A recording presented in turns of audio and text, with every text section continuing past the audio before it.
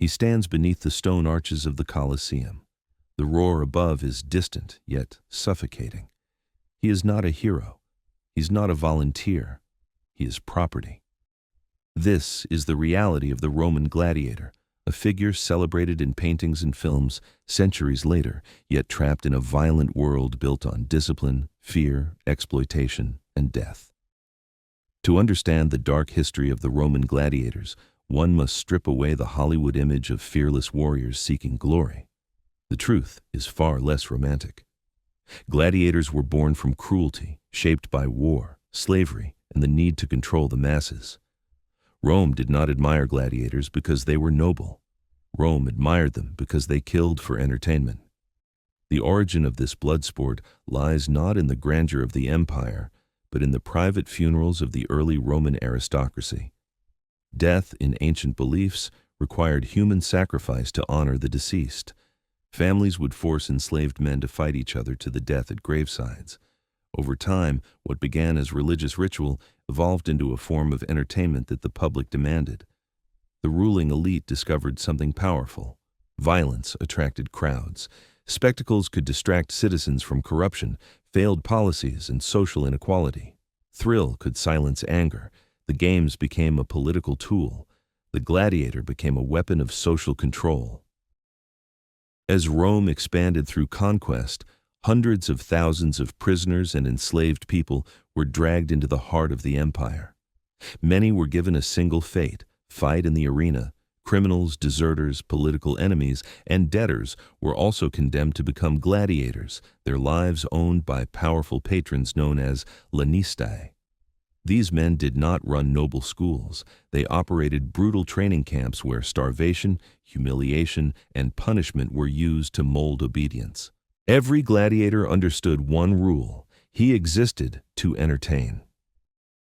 Inside the ludus, the gladiator school, harsh discipline sculpted the body into a tool of death.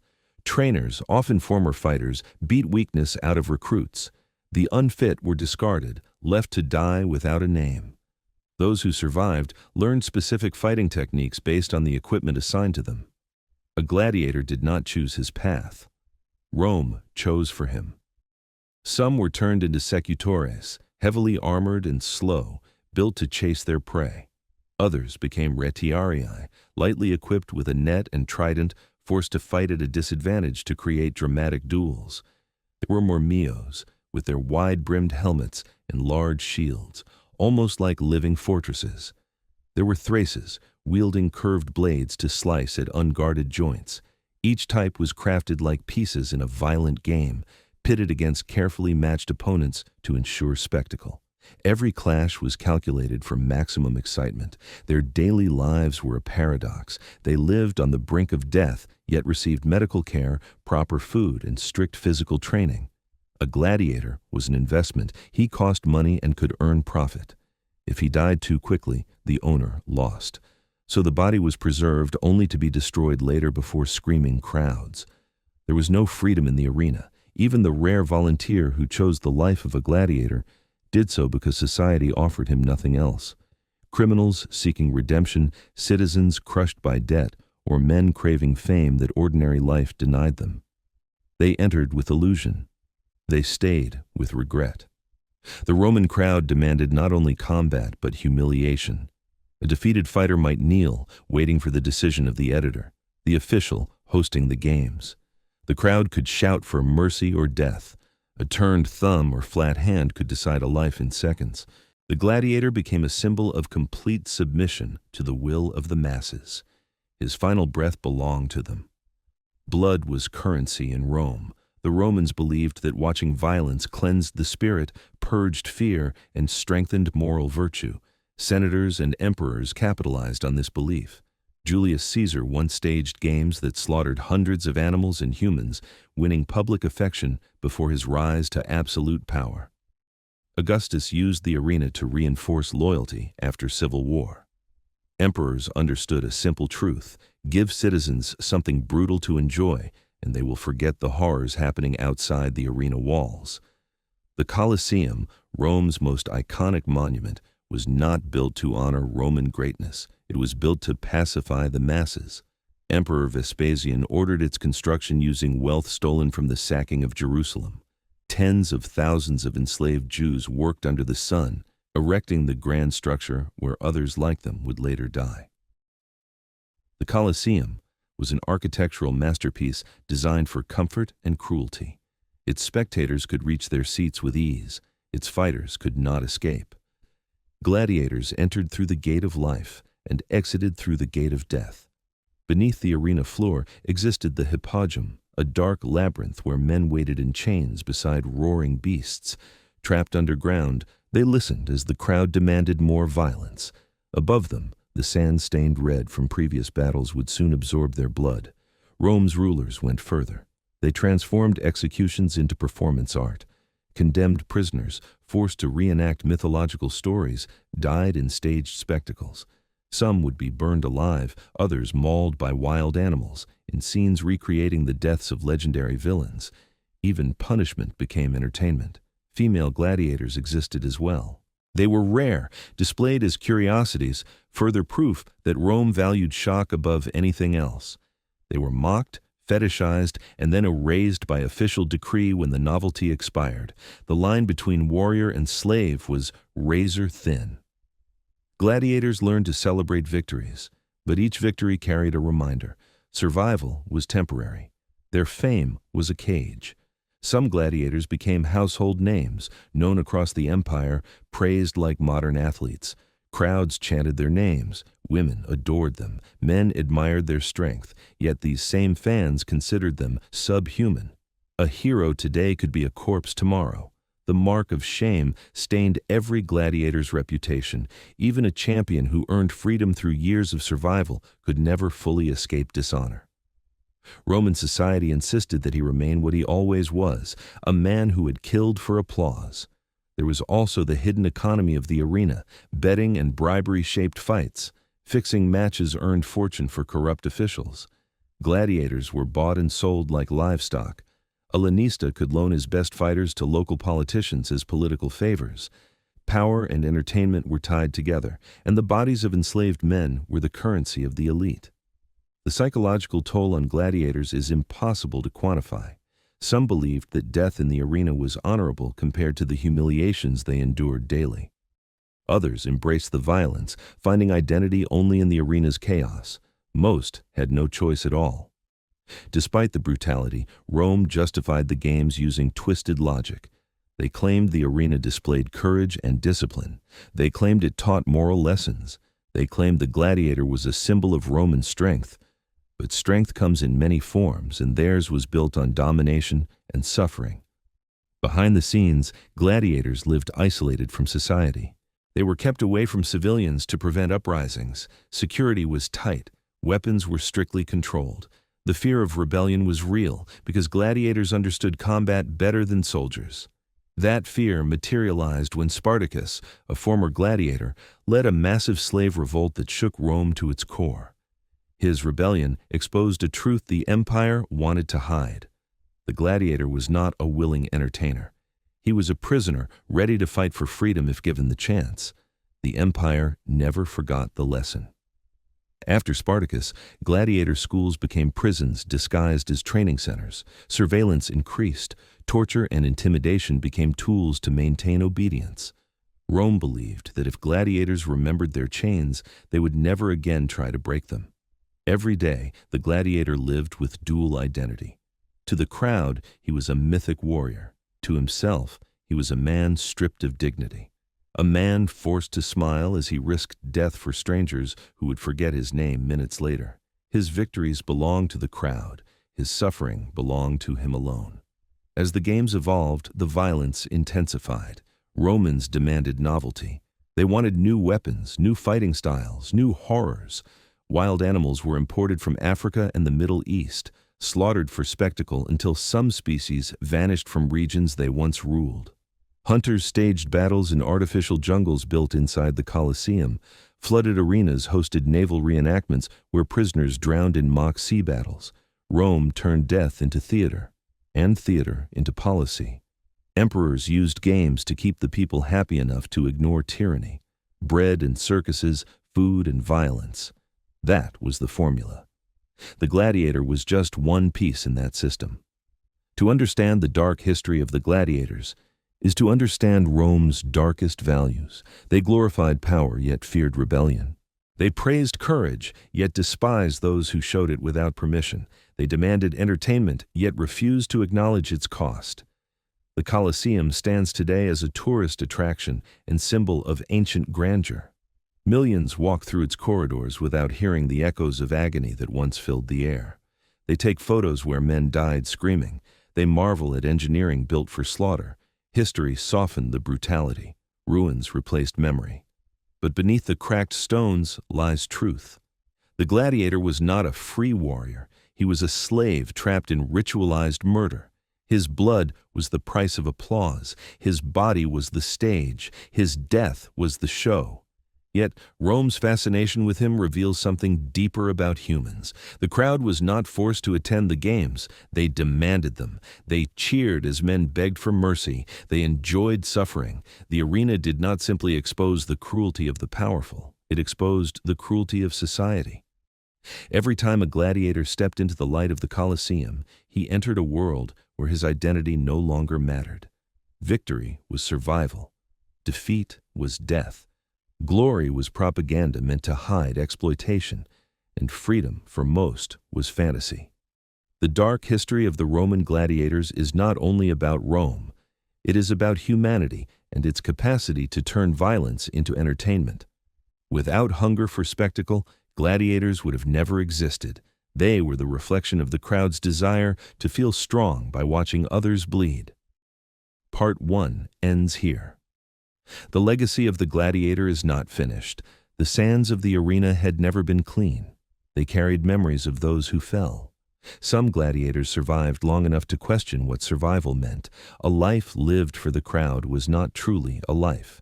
Yet each dawn they woke, trained, prepared, and returned to the only purpose Rome allowed them. The gladiator lived in cycles of violence ordered by those in seats too distant to see the fear in his eyes. Rome celebrated him when he fought. Rome despised him when he did not. That is the paradox of the gladiator. His survival depended on a public who considered him both fascination and filth. Those who lived long enough gained experience. They trained younger recruits. They became celebrities whose names appeared on painted posters around the city. They earned women, wine, and gifts. It was a controlled taste of luxury designed to keep them obedient. Even freedom was dangled as a distant reward for those who performed exceptionally well. The wooden sword, the rudis, symbolized liberation, but few ever touched it. A freed gladiator remained marked. Roman social structure placed him outside respectable ranks. He was neither citizen nor slave. He carried a stigma born from the brutality he had been forced to sell. Society allowed him to walk its streets only as a reminder of what happened to men who lost control of their fate. He might open a tavern or return to the arena as a trainer, but opportunities were limited. Rome did not forget. Rome did not forgive. Ownership of a gladiator was financial strategy. Lanistae invested in fighters the way modern corporations invest in branding. A strong fighter could lead crowds to fill arenas. Merchants printed his image on inexpensive ceramics. Children cheered his arrival in the streets, yet if he failed to please the spectators, the same children jeered. Reputation rose and fell with blood spilled on the sand.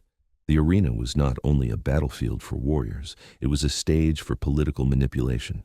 Emperors and wealthy magistrates funded games to win public support. They used spectacle to hide failures. They offered bread to fill stomachs and violence to fill minds. A calm audience meant fewer protests. The gladiators' suffering protected the empire from rebellion. This strategy became clearer during times of crisis. When famine struck or wars drained resources, games grew louder and more lavish. Greater violence masked greater instability. Animals from across continents were imported. Criminals were executed in theatrical reenactments. New forms of gladiators were invented to keep novelty alive. The Roman elite pushed boundaries because spectacle gave them control. A single fight could involve meticulous planning. Pairs of gladiators were chosen not for fairness, but for dramatic imbalance. A heavily armored warrior could be matched with a faster opponent. A skilled fighter could face someone desperate and unprepared. The goal was to create uncertainty. Suspense made the crowd ravenous. Blood became the climax they awaited. If a gladiator refused to fight to the death, the editor could order execution. Honor did not factor into the decision. Economy did. The crowd desired drama. If they paid for death, they expected death. A gladiator who failed to deliver served as a warning. All fighters watched closely, understanding that mercy was rare and always conditional. Despite the cruelty, gladiators formed bonds of loyalty. They trained together. They shared the same meals, the same beatings, and the same dreams of survival. Brotherhood grew from necessity. When one died, others mourned quietly. They etched names onto simple gravestones, paid for with winnings saved over years. Those stones rarely offered more than a name and a brief reminder that the man buried beneath once lived with courage forced upon him. Fear shaped every decision in the ludus. Trainers ensured obedience through punishment. Escape attempts were punished by torture or worse. Gladiators who tried to flee the arena faced public execution as a spectacle to teach others. The price of defiance was death with humiliation attached. Some found strength through the violence. They mastered combat so completely that they became nearly untouchable. Champions could negotiate better living conditions. They secured personal attendance, private rooms, and improved armor. They tasted control for a moment, but always within the limits set by Rome. Freedom was conditional. Respect was temporary. The emperor could take everything away with one gesture. Those who fought animals, the bestiarii, faced different horrors. They battled lions, bears, and wolves brought from distant lands. They smelled the fear of the beasts and heard their roars echo beneath the arena floor. Many bestiarii died quickly. Some survived longer, becoming specialists in reading animal behavior. Still, Rome cared little for their skill. The crowd valued spectacle over fairness. Animals were starved, drugged, or wounded before entering the arena to provoke aggression. Hunters died in ways far more violent than those who fought against men. The hypogeum beneath the Colosseum became a factory of suffering. Darkness concealed cages, machinery for raising platforms, and prisoners awaiting their turn. Engineers devised mechanisms to reveal fighters unexpectedly, surprising the crowd. Water could flood the arena to stage naval battles. Rome spent colossal sums to ensure the spectacle seemed limitless. But power invites corruption. Gambling influenced outcomes. Wealthy patrons placed massive bets. Some Lanistae accepted bribes to ensure particular fighters lost. A gladiator might throw a match to spare his life, while others paid with theirs. The arena was a theater of rigged fate, disguised as pure combat. Religious rituals surrounded every event. Priests blessed weapons and inspected omens. Romans believed that watching death honored the gods and demonstrated Roman superiority over nature and foreign enemies. The games symbolized imperial dominance. When a gladiator fell, Rome declared that its enemies would too. Yet, even the most brutal systems encounter resistance. The gladiators, if united, posed a serious threat. They were trained killers. They understood tactics. They shared common suffering. Rome knew this. The revolt of Spartacus proved that oppressed men could shake the empire. For years after, governors feared another uprising. Security increased. Gladiators became symbols of both fear and fascination. Society outside the arena depended on the violence within it. The poor admired gladiators because they lived with courage forced upon them. The rich admired them because they represented power displayed without consequence. Women admired them because risk and strength held allure. But admiration never translated into equality. A gladiator's body became state property. Every scar added value for those who profited from his fame. Even death brought revenue. Blood-soaked sand was collected and sold as medicine believed to cure epilepsy. Roman beliefs fed on superstition and cruelty. Corpses were dragged away, stripped of armor, and discarded. Their identities ended the moment the crowd turned away. The end of the gladiator system emerged slowly. It began with cultural shifts inside the empire. Philosophers questioned whether violence built virtue or destroyed it. Wealthy citizens began to view the games as evidence of moral decay. The spread of new religions, especially Christianity, criticized blood sport as incompatible with spiritual salvation. Pressure mounted. Some emperors reduced the scale of the games, others embraced them more intensely to assert authority. Commodus, who considered himself a godlike gladiator, fought in the arena not for survival but for ego. He forced others to lose. He corrupted the system further by turning it into personal propaganda. When he was assassinated, opponents used his obsession with the games as proof of his madness. Economic strain also weakened the games. Maintaining animals, training fighters, and building elaborate sets drained resources. The empire stretched itself thin through war and political instability. Gladiator schools struggled to operate. The market for enslaved fighters declined as fewer wars yielded captives. Without fresh bodies, the arena slowed. Christian influence accelerated the decline. Leaders condemned the games as immoral. Conversions spread among citizens. Violence lost its sacred justification. The church gained power and pressured emperors to ban spectacles involving human death. By the 5th century, the games disappeared formally, though remnants survived in smaller forms. Gladiators faded into history.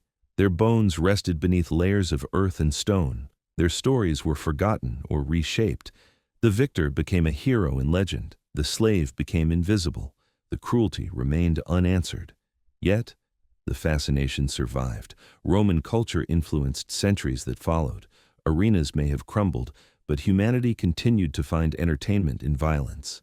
Public executions, staged duels, and exploitative sports carried echoes of the arena. Modern society romanticizes gladiators. Films portray them as warriors seeking justice. Hero narratives hide the truth. The gladiator did not fight for freedom. He fought because Rome denied him the right to choose otherwise. His strength was not ambition. It was survival. Understanding gladiators requires acknowledging Rome's contradictions.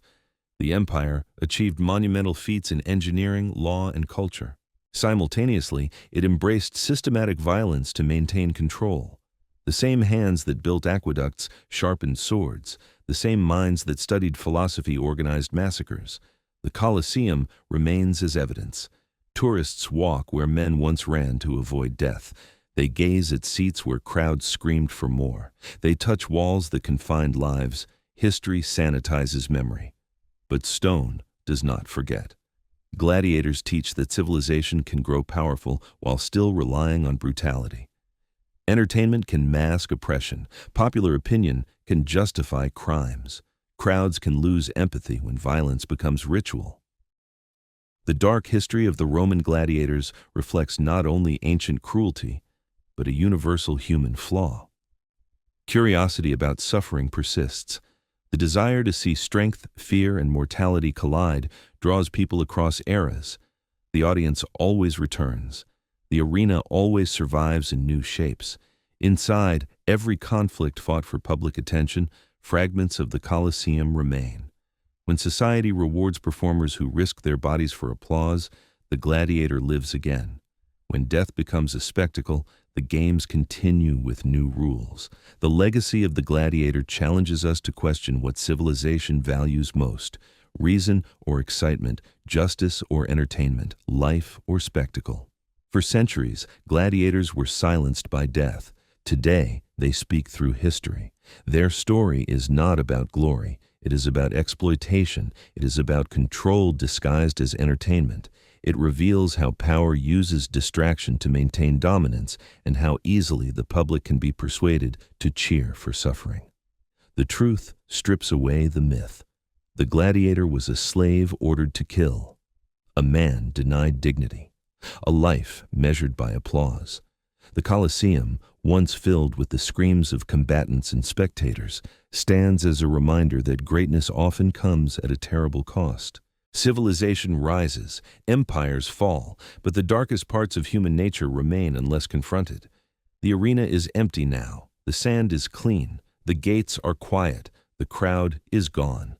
But the memory of the gladiator endures. He exists not because he chose to fight, but because the world chose to watch.